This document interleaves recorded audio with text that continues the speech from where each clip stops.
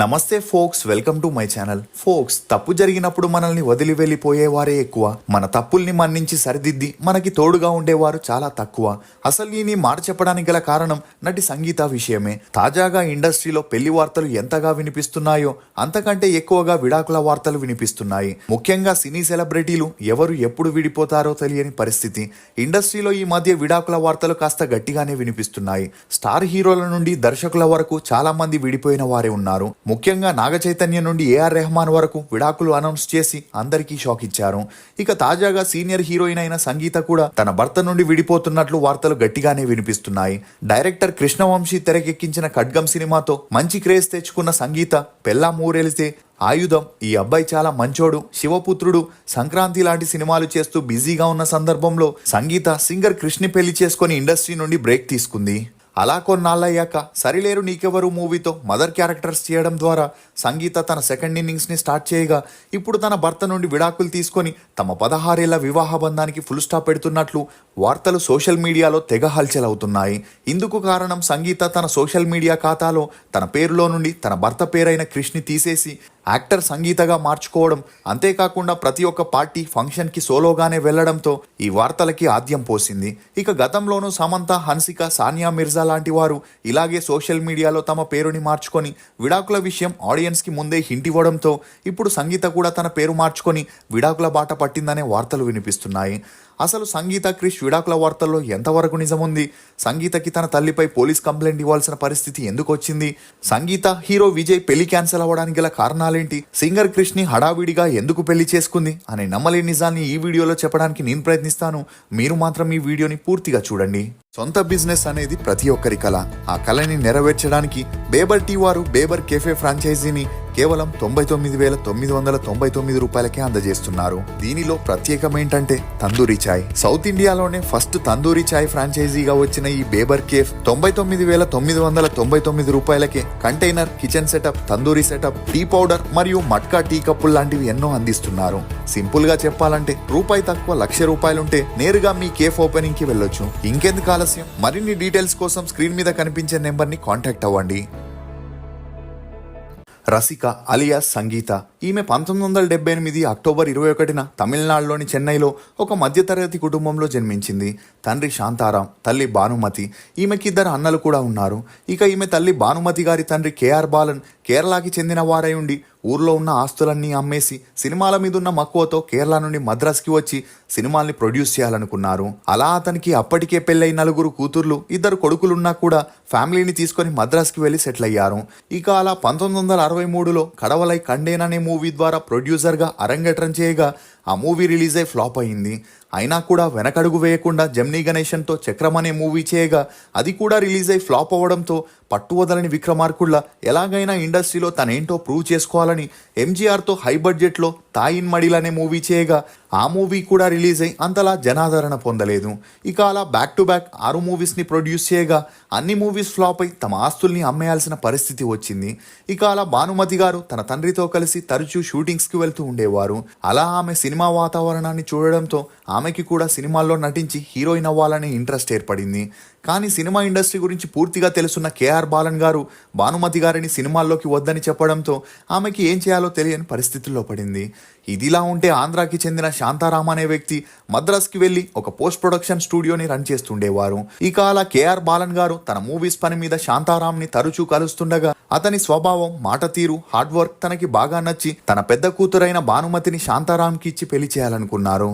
అలా 1972లో వీరిద్దరికీ పెళ్లి జరిపించగా అదే సమయంలో కేఆర్ బాలన్ గారు సినిమాల వల్ల ఆస్తుల్ని పోగొట్టుకోవడంతో కుటుంబ ఆర్థిక ఇబ్బందుల్ని తట్టుకోలేక మానసికంగా చాలా కృంగిపోయి మరణించారు.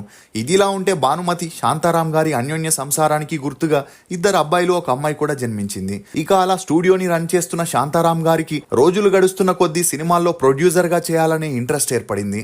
అలా తను చేసిన 2 movies back to back release అయి ఫ్లాప్ అవడంతో శాంతారాం గారు మద్యానికి అలవాటు పడ్డారు. అంతేకాకుండా తను చేసిన అప్పుల్ని తీర్చడానికి స్టూడియోని అమ్మేసి ఇల్లుని కూడా తాకట్టు పెట్టే పరిస్థితి వచ్చింది. దీంతో రోజు రోజుకి మద్యం ఎక్కువై ఆరోగ్యం క్షీణించగా ఒకసారి హార్ట్అటాక్ రావడంతో సంగీత తండ్రి శాంతారాం గారు మరణించగా ఇంటి బాధ్యతలన్నీ భానుమతి గారి మీదే పడ్డాయి. ఇదిలా ఉంటే సంగీత తన స్కూలింగ్ని చెన్నైలోని సెయింట్ జాన్ హై స్కూల్లో చదివింది.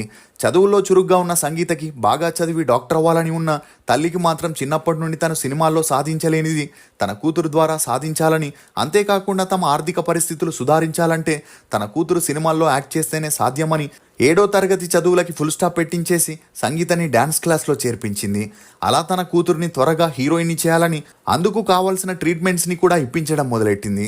దీంతో 13 ఏళ్లకే సంగీత హీరోయిన్లా మారడంతో తమకి బంధువులైన ఇళయరాజా తమ్ముడు గంగయ్య యమునన్ తన కొడుకు వెంకట్ ప్రభుని హీరోగా పెట్టి పుంజోలై అనే మూవీని ప్లాన్ చేశారని తెలుసుకున్న భానుమతి గారు గంగయ్య యమునన్ని కలిసి తన కూతురు సంగీత గురించి చెబుతూ హీరోయిన్గా ఛాన్స్ ఇవ్వమని అడగడంతో అందుకు అతను ఒప్పుకొని ఆ మూవీలో సంగీతకి హీరోయిన్గా ఛాన్స్ ఇచ్చాడు. ఇక ఆ మూవీ షూటింగ్ జరిగేటప్పుడే అప్పటికే సంగీత అనే యాక్ట్రెస్ ఇండస్ట్రీలో ఉండడంతో డైరెక్టర్ గంగయ్య యమునన్ తన పేరుని రసికగా మార్చడం జరిగింది. ఇక ఇదిలా ఉంటే ఆ మూవీ ప్రొడ్యూసర్కి హీరోయిన్ల సెలక్షన్స్ నచ్చక ఇదే విషయంపై డైరెక్టర్తో తరచూ గొడవలు పడడంతో ఆ మూవీ స్టార్ట్ అయిన 10 రోజులకే షూటింగ్ మధ్యలోనే ఆగిపోయింది. ఇక అలా మొదటి మూవీ మధ్యలోనే ఆగిపోవడంతో సంగీతని ఇండస్ట్రీలో ఐరన్ లెగ్గా పరిగణించడం మొదలెట్టారు. దీంతో ఈమె ఎంత ట్రై చేసినా తమిళ్లో ఎవరూ ఛాన్స్ ఇవ్వకపోవడంతో సంగీత తల్లి దొరికిన చిన్న చితిక పాత్రల్లో కూడా తన కూతుర్ని యాక్ట్ చేపించడం మొదలెట్టింది. ఇదిలా ఉంటే హీరో విజయ్ తండ్రి ఎస్ఏ చంద్రశేఖర్ తన కెరియర్ బిగినింగ్ డేస్లో సంగీత తండ్రి అయిన కేఆర్ బాలన్ ప్రొడ్యూస్ చేసిన మూవీస్లో అసిస్టెంట్ డైరెక్టర్గా పనిచేసి ఉండడంతో భానుమతి ఫ్యామిలీకి ఎస్ఏ చంద్రశేఖర్ ఫ్యామిలీకి మంచి రిలేషన్ ఉండేది. ఇక ఈ రిలేషన్ కారణంగానే అప్పటికే ప్రామిసింగ్ హీరోగా ఉన్న విజయ్తో ఒక మూవీ చేయాలని, అందులో సంగీతతో హీరోయిన్గా చేపించాలని భానుమతి గారు అనుకొని ఇదే విషయం చంద్రశేఖర్కి చెప్పగా అందుకు అతను సంగీతకి సెకండ్ హీరోయిన్గా ఛాన్స్ ఇవ్వడం జరిగింది. ఇక ఈ మూవీ షూటింగ్ జరిగేటప్పుడే సంగీతకి విజయ్తో మంచి పరిచయం ఏర్పడి ఆ పరిచయం కాస్త నిదానంగా సన్నిహిత్యంగా మారి వీరిద్దరూ క్లోజ్గా ఉండేవారు. అలా ఈ విషయం సంగీత తల్లికి తెలిసి సంగీతకి వార్నింగ్ ఇస్తూ ముందు కెరియర్ వైపు దృష్టి సారించమని, తమ ఆర్థిక పరిస్థితులు సుధారించుకోవాలని చెప్పడంతో సంగీతకి వేరే దారి లేక విజయ్తో ఉన్న రిలేషన్కి ఫుల్ స్టాప్ పెట్టింది.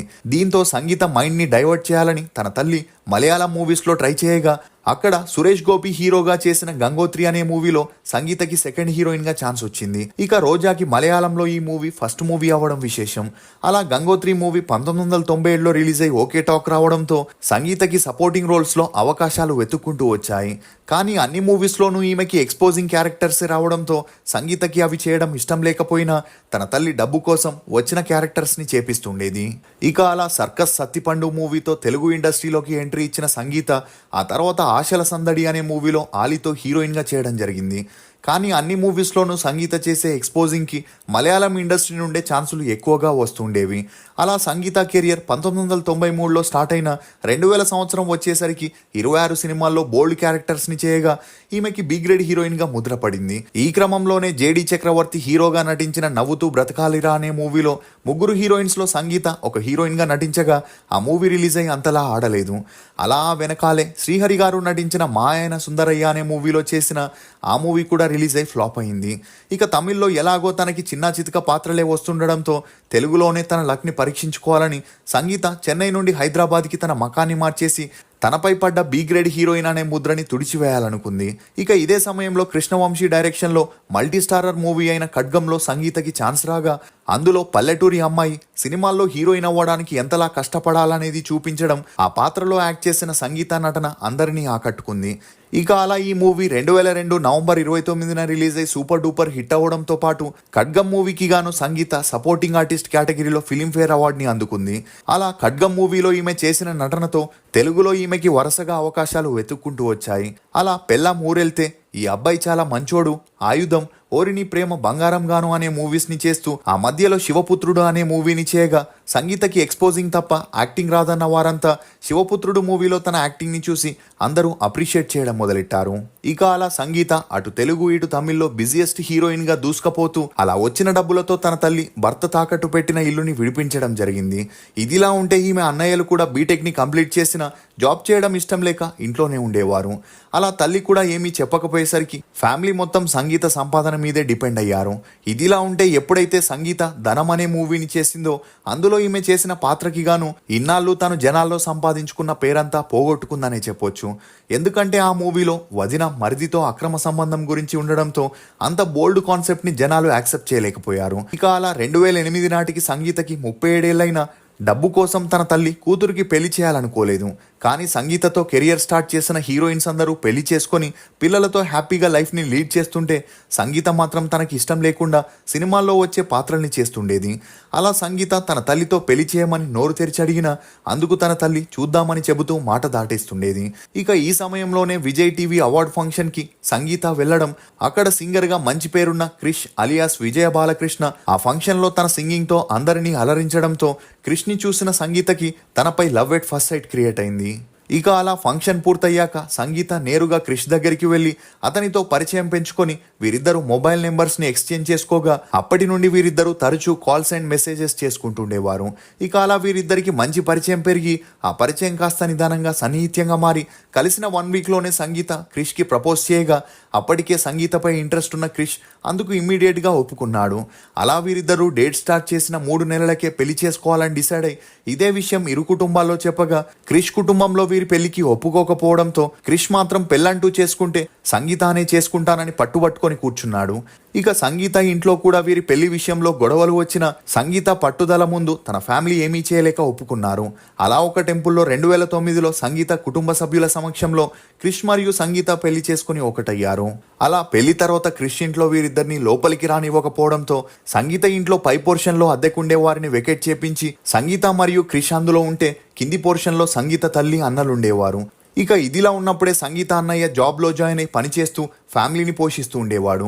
అలా కొన్ని రోజుల తర్వాత ఉన్నట్టుండి తనకి యాక్సిడెంట్ అయి సడన్ గా మరణించడంతో మళ్ళీ ఫ్యామిలీ బాధ్యతలన్నీ తన మీదే పడతాయని భయపడి సంగీత తన తల్లిని అన్నని ఇంట్లో నుండి వెళ్ళిపోమని, ఆ ఇల్లు తాను సంపాదించిన డబ్బుతో కొనిందని, అది తమకే సొంతమవుతుందని క్రిష్ మరియు సంగీత తరచూ తల్లితో గొడవ పడుతూ ఉండడంతో ఈ గొడవలతో విసుగు చెందిన సంగీత తల్లి నేరుగా మహిళా కమిషన్కి వెళ్లి వారిపై కంప్లైంట్ ఇస్తూ తన ఇంట్లో నుండి అల్లుడు కూతురు తనని బయటికి గెంటేస్తున్నారని, ఈ ముసలి వయసులో ఎక్కడికి పోను అని బాధపడుతూ చెప్పడంతో మీడియాలో ఈ విషయం వైరల్ అయింది. ఇక ఈ ఇన్సిడెంట్తో సంగీత గురించి అందరూ నెగిటివ్గా మాట్లాడడం మొదలెట్టారు. కానీ సంగీత మాత్రం ఈ వార్తలపై స్పందించకపోవడంతో అందరూ తన తల్లికే సపోర్ట్ చేశారు. దీంతో ఇలా వదిలేస్తే తన కెరియర్కి మరింత డ్యామేజ్ అవుతుందని సంగీత ఒక ట్వీట్ని పోస్ట్ చేస్తూ తన తల్లి మీద తీవ్ర ఆరోపణలు చేసింది. అందులో తన తల్లి 13 ఏళ్ల వయసు నుండే డబ్బు కోసం తనని వాడుకుందని, తాను సంపాదిస్తున్న డబ్బుకి ఆశపడి వయసు మీద పడుతున్న తనకి పెళ్లి చేయలేదని, తనని తన భర్తని తరచూ వేధిస్తూ జీవితంలో ప్రశాంతత లేకుండా చేస్తుందని చెప్పుకొచ్చింది. అంతేకాకుండా తన తల్లికి ఓల్డేజ్ హోమ్కి వెళ్లే టైం వచ్చిందని చెప్పడంతో తన వ్యాఖ్యలు మరింత వైరల్ అయ్యాయి. అలా ఈ గొడవలతో విసుగు చెందిన సంగీత తల్లి తన కొడుకుతో కలిసి ఒక రెంట్ హౌస్కి షిఫ్ట్ అయ్యారు. ఇదిలా ఉంటే కొన్నాళ్ళకి సంగీత భర్తకి సింగర్గా ఛాన్సులు తగ్గడంతో తను హీరోగా కొన్ని మూవీస్ని చేసిన ఆ మూవీస్ అన్ని రిలీజ్ అయి ఫ్లాప్ అవగా ఇప్పుడు ఇంట్లోనే ఉండే పరిస్థితి వచ్చింది. ఇక వీరి అన్యోన్య సంసారానికి గుర్తుగా ఒక అమ్మాయి జన్మించడంతో రోజు రోజుకి వీరి ఇంటి ఆర్థిక పరిస్థితులు దారుణంగా మారగా ఫ్యామిలీ గడవడానికి సంగీత 2022లో సరిలేరు నీకెవరు మూవీ ద్వారా మదర్ రోల్ని చేస్తూ తన సెకండ్ ఇన్నింగ్స్ని స్టార్ట్ చేసింది. అలా ఒకవైపు సపోర్టింగ్ రోల్స్ చేస్తూనే మరోవైపు రియాలిటీ షోస్కి జడ్జిగా వ్యవహరిస్తూ బిజీ అయింది. ఇక అలా అన్ని బాగా సాగుతున్నప్పుడే తాజాగా తన సోషల్ మీడియా ఖాతాలో సంగీత తన భర్త పేరుని తొలగించి అన్ని పార్టీస్ ఫంక్షన్స్కి సింగిల్గానే అటెండ్ అవ్వడంతో సంగీత భర్త నుండి విడాకులు తీసుకొని విడిపోతుందనే వార్తలు హల్చల్ అవ్వడం మొదలయ్యాయి. ఇక మొదట్లో సంగీత సైలెంట్గా ఉన్నా కూడా తాజాగా అనుపమ పరమేశ్వరన్ లీడ్ రోల్లో నటించిన పరదా చిత్రంలో సంగీత సపోర్టింగ్ రోల్ చేయగా ఈ చిత్ర ప్రమోషన్లో భాగంగా పాల్గొన్న సంగీతని మీడియా వారు విడాకుల గురించి అడగగా అందుకు సంగీత తను తన భర్త విడాకులు తీసుకున్నట్లు వస్తున్న వార్తల్లో నిజం లేదని, తన ఇన్స్టాగ్రామ్ ప్రొఫైల్లో మొదటి నుండే తన పేరు యాక్టర్ సంగీతగానే ఉండిందని, ఇప్పుడు అలాగే ఉందని, తాను తన భర్తతో కలిసి హాయిగా కాపురం చేసుకుంటుందని, తమ మధ్య ఎలాంటి విభేదాలు లేవని క్లారిటీ ఇవ్వడంతో ఈమె విడాకుల వార్తలకి ఫుల్ స్టాప్ పడ్డాయి. ఇప్పటి వరకు సంగీత 82 సినిమాల్లో హీరోయిన్గా సపోర్టింగ్ ఆర్టిస్ట్గా నటించగా ఈమె నటనకు గాను 2 ఫిలింఫేర్ అవార్డ్స్, ఒక తమిళనాడు స్టేట్ అవార్డు కూడా అందుకుంది.